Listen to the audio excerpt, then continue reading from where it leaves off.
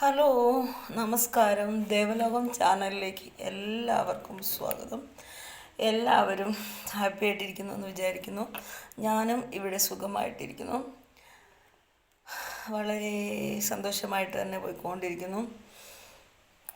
ഇന്ന് വിശേഷ ദിവസമാണ്. ഇന്ന് മലയാള മാസം കുംഭം 1. അപ്പം ഞാനും രാവിലെ എന്ത് ചെയ്തു, പ്രാർത്ഥനയും കാര്യങ്ങളും ഒക്കെ കഴിഞ്ഞ് കുറച്ച് നേരം എന്നാൽ നിങ്ങളുമായിട്ട് ഇനി സംസാരിക്കാം എന്നോർത്തിട്ടാണ് വന്നത്. കഴിഞ്ഞ ദിവസം നമ്മൾ വീഡിയോ ചെയ്തിട്ടുണ്ട്. അപ്പോൾ ഇപ്പോൾ എന്ന് പറഞ്ഞാൽ യാത്ര ഒന്നും ചെയ്യാൻ പോവാതെ ഇങ്ങനെ വീട്ടിലകത്ത് തന്നെ ഇങ്ങനെ ഇരിക്കുകയാണ്. പ്രാർത്ഥനയും വീട്ടുകാര്യങ്ങളൊക്കെ ആയിട്ട് അങ്ങനെ ഇരിക്കുകയാണ്. ഇപ്പോൾ കുറേ നാളായിട്ട് യാത്രയൊന്നുമില്ല. അപ്പോൾ നമ്മൾ വീഡിയോ ഇടാതിരുന്നാലും എന്ത് ചെയ്യും, നമുക്കത് വ്യൂവേഴ്സൊക്കെ എന്ത് ചെയ്യും, ഒരുപാട് കുറഞ്ഞു പോകും. അപ്പോൾ അങ്ങനെയാണ് ഞാൻ മടിയൊക്കെ മാറ്റി വെച്ചിട്ട് വീഡിയോ ആയിട്ട് വരാമെന്ന് വിചാരിച്ചത്. അപ്പോൾ എപ്പോഴും കേരളത്തിൽ യൂട്യൂബ് ചാനൽ എടുത്താലും വാർത്തയിലൊക്കെ ആണെങ്കിലും കൊലപാതകം, ഭർത്താവ് ഭാര്യയെ വെട്ടിക്കൊന്നു വലിച്ചെറിഞ്ഞു, ഇങ്ങനെയൊക്കെയുള്ള വാർത്തകളാണ് എന്ത് ചെയ്യുന്നത്, കേൾക്കുന്നത്. കാരണം കൊലപാതകം ഒരു ഫാഷനായിട്ട് മാറിയോ എന്ന് പോലും തോന്നി തുടങ്ങി. കാരണം എന്ന് പറഞ്ഞു കഴിഞ്ഞാൽ ഒരാളൊന്ന് ചെയ്തു, അവരെ ഇങ്ങനെ പോലീസ് പിടിച്ചോണ്ട് പോകുന്നു. അങ്ങനെ ചെയ്യുമ്പോൾ പോലും അതിൽ നിന്ന് അങ്ങനെയൊക്കെ ചിന്താഗതി ഉണ്ടെങ്കിൽ തന്നെ അതിനെ ഒന്ന് മാറ്റിയെടുക്കാനുള്ള ഒരു രീതി മനുഷ്യർക്കില്ല. മെയിനായിട്ടെന്ന് പറഞ്ഞു കഴിഞ്ഞാൽ അസൂയ, ശത്രുതാ മനോഭാവം, വൈരാഗ്യ ബുദ്ധി, ഇതെല്ലാം മനസ്സിൽ കൊണ്ടു നടന്ന് അത് പിന്നെ മനുഷ്യൻ്റെ ഉള്ളിൽ ഇങ്ങനെ കടന്ന് ഓരോ ദിവസവും ചെല്ലും തോറും അതൊരു പകയായി മാറിയാണ് എന്ത് ചെയ്യുന്നത്, ഇങ്ങനെ അതായത് ആയുധങ്ങളൊക്കെ എടുത്ത് മനുഷ്യ മാംസത്തിന് അല്ലെങ്കിൽ മനുഷ്യ ശരീരത്തിനോട് ഒരു ദാക്ഷിണ്യമില്ലാതെ പെരുമാറിക്കൊണ്ടിരിക്കുകയാണ് മലയാളികൾ തന്നെ.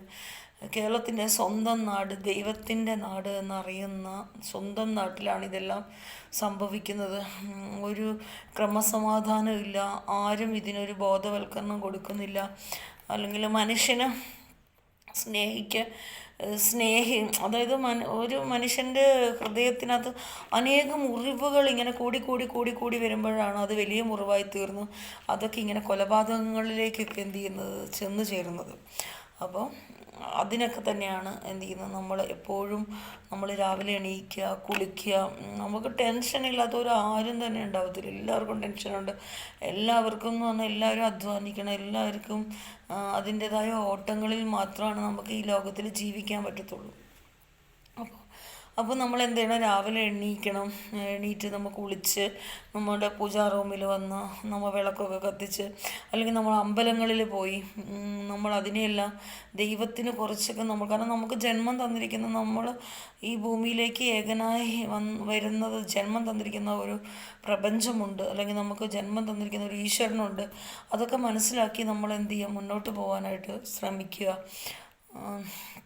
അപ്പോൾ അങ്ങനെ നമ്മൾ വിളക്കും നമ്മൾ പ്രാർത്ഥനയും ധ്യാനവും അങ്ങനെ ദൈവികമായിട്ട് നമ്മൾ പോകുമ്പോൾ നമുക്ക് അങ്ങനെ ആരെയും കൊല്ലുവാനോ അല്ലെങ്കിൽ നമുക്ക് ആരെയും വാക്കുകൊണ്ട് വേദനിപ്പിക്കാനോ മറ്റുള്ളവരോട് നമുക്ക് അസൂയപ്പെടുവാനോ ഒന്നും തന്നെ നമുക്ക് പറ്റത്തില്ല. നമുക്ക് നമ്മുടെ ഉള്ളിലൊരു ഈശ്വര വിശ്വാസം, ഈശ്വര ധ്യാനം, ഈശ്വരനോടുള്ള അമിതമായ സ്നേഹം, അല്ലെങ്കിൽ ഈശ്വരനാണ് നമ്മളെ വഴി നടത്തുന്നതെന്നുള്ള ചിന്താഗതിയൊക്കെ നമ്മുടെ ഉള്ളിലുണ്ടെങ്കിൽ നമുക്ക് ഈ ലോകത്തെ ഒന്നും പേടിക്കേണ്ടതായിട്ടില്ല. നമുക്ക് ആരെയും പേടിക്കേണ്ട.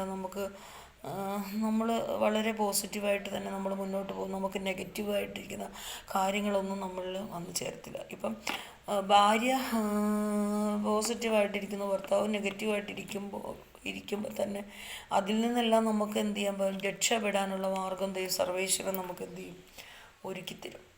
ഞാൻ പറഞ്ഞിരിക്കുന്നതെന്ന് പറഞ്ഞാൽ ഈ ലോകത്ത് നടക്കുന്ന പല കാര്യങ്ങളാണ്. ഇപ്പം വീഡിയോ കാണുന്നു, വീഡിയോ ഒക്കെ ആണെങ്കിൽ എല്ലാവരും കണ്ടുകൊണ്ടിരിക്കുന്ന സോഷ്യൽ മീഡിയയിലെ വീഡിയോ ഒക്കെ, ഞാനൊക്കെ ഇടുന്ന വീഡിയോ ഒക്കെ എല്ലാവരും കാണുന്നതാണ്. ആർക്കെങ്കിലും അതൊരു പ്രയോജനമായി തീരുകയാണെങ്കിൽ തീരട്ടെ, അത് നല്ല കാര്യമല്ലേ. നമുക്ക് ടെൻഷനില്ലാത്ത, ഇപ്പോൾ എന്നെ സംബന്ധിച്ചിടത്തോളം എനിക്ക് ചില സമയത്തൊക്കെ നല്ല ടെൻഷൻ വരും. അതെന്ത് കാര്യത്തിനാണെന്ന് പോലും ചിലപ്പോൾ എനിക്കറിയത്തില്ല. അത് കുറച്ച് നേരം കഴിഞ്ഞ് വന്ന് കുളിച്ച് പ്രെയർ ചെയ്ത് ഒക്കെ വന്നു കഴിയുമ്പോഴത്തേക്കും അതൊക്കെ എന്ത് ചെയ്യും, അതൊക്കെ അങ്ങ് മാറിപ്പോവും. പിന്നെ മെയിനായിട്ടെന്ന് പറഞ്ഞു കഴിഞ്ഞാൽ ഈ അസൂയ അസൂയ വർക്കൗട്ട് ചെയ്ത് വരുമ്പോഴാണ് മനുഷ്യന് വൈരാഗ്യ ബുദ്ധി എന്ത് ചെയ്യുന്നത്, കുമിഞ്ഞു കൂടുന്നത്.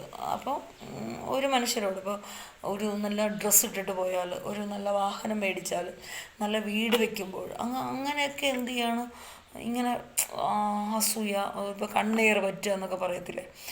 ചിലരുടെയൊക്കെ വാക്കുകളെന്ന് പറഞ്ഞത് ഫലിക്കുന്നതാണ്. അതൊക്കെ അന്ധവിശ്വാസങ്ങളല്ല. കണ്ണേറ്, പ്രാക്ക്, വിളിശാപം എന്നൊക്കെ പറഞ്ഞതൊക്കെ ഇതൊക്കെ ഉള്ള കാര്യങ്ങളാണ്.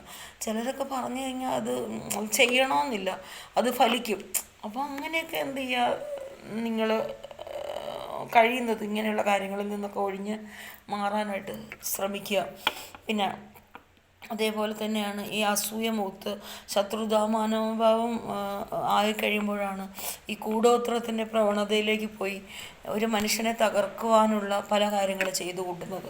അപ്പോൾ നിങ്ങൾ ചിന്തിക്കുന്നില്ല, ഇങ്ങനെ കൂടോത്രം ചെയ്യാൻ പോകുമ്പോഴും അല്ലെ അങ്ങനെയൊക്കെ ചെയ്യാൻ പോകുമ്പോഴും ഇത് ഒരു പരിധി വരെ നിങ്ങൾക്ക് ആ ചെയ്യുന്ന സമയത്ത് അതിൻ്റെ ഇതൊക്കെ ഒരു ശാന്തതയൊക്കെ ആണെന്ന് പറഞ്ഞാലും ഇത് തിരിച്ച് നിങ്ങളിലേക്ക്, നിങ്ങൾ എത്ര ഇരട്ടിയാണോ നിങ്ങൾ ചെയ്യാൻ പോകുന്നത് അത്രേ ഇരട്ടി തന്നെ നിങ്ങളിലേക്ക് എന്ത് ചെയ്യും, തിരിച്ച് ഫലിക്കും. അപ്പം ഇങ്ങനെയുള്ള കാര്യങ്ങളിൽ നിന്നൊക്കെ കഴിവതും ഒഴിവായിട്ടിരിക്കുക. പിന്നെ ജ്യോതിഷവും കാര്യങ്ങളൊക്കെ നോക്കുക എന്ന് പറഞ്ഞു കഴിഞ്ഞാൽ അത് നമ്മളുടെ അവസ്ഥ, അത് ഇപ്പം എങ്ങനെയാണ് നമ്മുടെ അവസ്ഥകൾ എങ്ങനെയാണ്, അല്ലെങ്കിൽ നമ്മുടെ രാശിഫലം എങ്ങനെയാണ്, അതൊക്കെ എന്ന് പറഞ്ഞാൽ ഒരു കണക്ക്, അതൊക്കെ പ്രപഞ്ചത്തിൻ്റെ ഒരു എന്താ പറയുന്ന ഒരു പ്രപഞ്ചത്തിലുള്ള പണ്ടേയുള്ള ആളുകൾ രചിച്ചു വച്ചിരിക്കുന്നതും പഠിച്ചു വച്ചിരിക്കുന്നതും ഗണിച്ചു വച്ചിരിക്കുന്നതുമായ കാര്യങ്ങളാണ്. അപ്പോൾ അത് ഒക്കെ ഒരു പരിധി വരെ, എല്ലാം ഒരു പരിധി വരെ നമുക്ക് എന്ത് ചെയ്യാൻ പറ്റും, അംഗീകരിച്ച് പോയേ മതിയാവും. പക്ഷേ കഴിയുന്നത് നിങ്ങളുടെ വിദ്വേഷം, നിങ്ങളുടെ വൈരാഗ്യം ഇതെല്ലാം നിങ്ങളുടെ മനസ്സിനകത്ത് ഉണ്ടെങ്കിൽ, വിദ്വേഷവും വൈരാഗ്യവും അങ്ങനെയൊക്കെ നിങ്ങളുടെ മനസ്സിലുണ്ടെങ്കിൽ നിങ്ങൾക്കൊരിക്കലും ഒരു ഉയർച്ചയിലേക്ക് എന്ത് ചെയ്യാൻ പറ്റില്ല, എത്തിപ്പെടാൻ പറ്റത്തില്ല. നമ്മളെപ്പോഴും നമ്മുടെ മനസ്സ് ശാന്തമാക്കി ഈശ്വര വിശ്വാസത്തിലും എന്ത് ചെയ്യുക, നമ്മുടെ ഒരു ഘടകമാണ്. അതായത് നമ്മൾ രാവിലെ എണീക്കുന്നു, നമ്മുടെ ദിനചര്യകളെല്ലാം നമ്മൾ ചെയ്ത് തീർക്കുന്നു, അത് കഴിഞ്ഞ് നമ്മൾ ഈശ്വരനെ തൊഴുക, അത് കഴിഞ്ഞ് നമ്മുടെ ഓരോ കാര്യങ്ങൾ. അപ്പോൾ നമ്മുടെ ഒരു ഭാഗമാണ് ഈശ്വര വിശ്വാസം എന്ന് പറയുന്നത്, നമ്മുടെ ജീവിതത്തിൻ്റെ ഒരു ഭാഗം തന്നെയാണ്. നമ്മൾ ഭക്ഷണം കഴിക്കുന്നത് പോലെ തന്നെ ഒരു കാര്യമാണ് നമ്മുടെ ഈശ്വരനെ ധ്യാനിക്കുകയും ഈശ്വരനെ നമ്മളെന്ത് ചെയ്യുക, ആത്മീയമായിട്ടുള്ള ധ്യാനം, നമ്മൾ ഭക്ഷണം കഴിക്കുന്നത് പോലെ തന്നെയുള്ള ഒരു കാര്യമാണ് ആത്മീയ ജീവിതം എന്ന് പറയുന്നത്.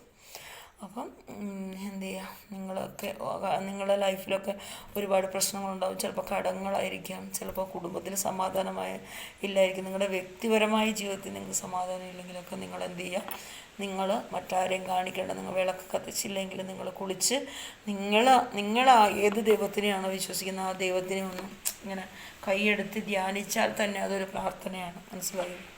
അപ്പോൾ ഇതൊക്കെ ഒന്ന് ഫോളോ ചെയ്ത് കൊണ്ടുവരും. അപ്പോൾ എല്ലാവരും ഹാപ്പി ആയിട്ടിരിക്കുന്നു എന്ന് വിചാരിക്കുന്നു. ഞാനും സന്തോഷമായിട്ടിരിക്കുന്നു. അപ്പോൾ നിങ്ങൾക്ക് എല്ലാവർക്കും നല്ലൊരു ദിവസം, നല്ലൊരു 1-ാം തീയതി തന്നെ ഞാൻ ആശംസിക്കുന്നു. എല്ലാവരുടെ ജീവിതത്തിൽ സർവേശ്വരൻ സർവ്വ ഐശ്വര്യങ്ങളെ തരുന്ന ദിവസങ്ങളാവട്ടെ എന്ന് ഞാൻ ജഗദീശ്വരനോട് പ്രാർത്ഥിക്കുന്നു. അപ്പോൾ വീഡിയോ ഇഷ്ടപ്പെട്ട് കഴിഞ്ഞാൽ ലൈക്ക് ചെയ്യണം, ഷെയർ ചെയ്യണം, സബ്സ്ക്രൈബ് ചെയ്യണം. അപ്പോൾ എല്ലാവരും ഇപ്പോൾ നിങ്ങൾ വീട്ടിൽ ജോലി തിരക്കും കാര്യങ്ങളൊക്കെ ആണെങ്കിൽ നിങ്ങളുടെ പണി കഴിഞ്ഞ് കഴിയുമ്പോൾ നിങ്ങൾ കുളിച്ചതിന് ശേഷം നിങ്ങൾക്ക് ദൈവത്തിനെ വിളിക്കാം. നമുക്ക് ദൈവത്തിനെ വിളിക്കുന്നതിന് സമയവും കാര്യങ്ങളും സന്ദർഭമൊന്നുമില്ല. ദൈവത്തിന് മാത്രമേ നമ്മുടെ മനസ്സിനെ എന്ത് ചെയ്യാൻ പറ്റുള്ളൂ, സമാധാനപ്പെടുത്താനും ശാന്തതപ്പെടുത്താനും നമുക്ക് സന്തോഷം തരാനും എല്ലാം അഭിവൃദ്ധി തരാനും ദൈവത്തിന് മാത്രമേ കഴിയൂ. മറ്റൊരാൾക്കും അത് കഴിയില്ല. താൻ പാതി ദൈവം പാതി. നമ്മൾ അധ്വാനിക്കുന്നു, ദൈവം അതിൻ്റെ പ്രതിഫലം തരുന്നു. അപ്പോൾ നല്ലൊരു കൃഷി ചെയ്യുന്നു, അതിൻ്റെ വിളവ്, അത് കൃഷി ചെയ്ത് തൊട്ട് അതിൻ്റെ അവസാനം വരെ അത് നല്ല നിലയ്ക്ക് നിൽക്കണം, ഒരു കേടുപാടില്ലാതെ നല്ല നിലയ്ക്ക് പോയാൽ മാത്രമേ അതിൽ നിന്ന് ഫലം നമുക്ക് എന്ത് ചെയ്യത്തുള്ളൂ, കിട്ടത്തുള്ളൂ. അപ്പം നമ്മൾ എല്ലാ കാര്യങ്ങളും സർവേശ്വരൻ്റെ ഐശ്വര്യമുണ്ടെങ്കിലേ നമുക്ക് എല്ലാം മുന്നോട്ട് പോകാൻ പറ്റത്തുള്ളൂ. നമുക്ക് നമ്മളെ മനസ്സെപ്പോഴും ശാന്തമായിട്ടിരിക്കാൻ, നമുക്ക് ആരോടും അസൂയോ കാര്യങ്ങളോ വൈരാഗ്യ ബുദ്ധിയോ ഒന്നും ഇല്ലാതെ സമാധാനസന്തോഷമായിട്ടിരിക്കണമെങ്കിൽ നമ്മൾ ഈശ്വരഭക്തി തന്നെ പോവുക. ഇടയ്ക്കൊക്കെ മാസത്തിൽ 2-3 പ്രാവശ്യം അമ്പലത്തിലൊക്കെ പോവുക, വീട്ടിൽ കുളിച്ച് തൊഴുത് പ്രാർത്ഥിക്കുക, ഇതൊക്കെ ചെയ്യുക. ഇതൊക്കെ നിങ്ങളുടെ ജീവിതത്തിൽ ശീലമില്ലെങ്കിൽ ഇതൊക്കെ നിങ്ങളുടെ ജീവിതത്തിലേക്ക് ശീലമാക്കാൻ ശ്രമിക്കുക. എന്തിനും നമ്മുടെ മടി നമ്മൾ മാറ്റി നിർത്തിയാൽ മാത്രമേ നമുക്ക് എന്ത് കാര്യത്തിലും മുന്നോട്ടേക്ക് പോകാനായിട്ട് പറ്റുള്ളൂ. അപ്പോൾ എല്ലാവർക്കും നല്ലത് വരട്ടെ എന്ന് പ്രാർത്ഥിച്ചുകൊണ്ട് ഈ ചെറിയൊരു വീഡിയോ ഇവിടെ നിർത്തുന്നു.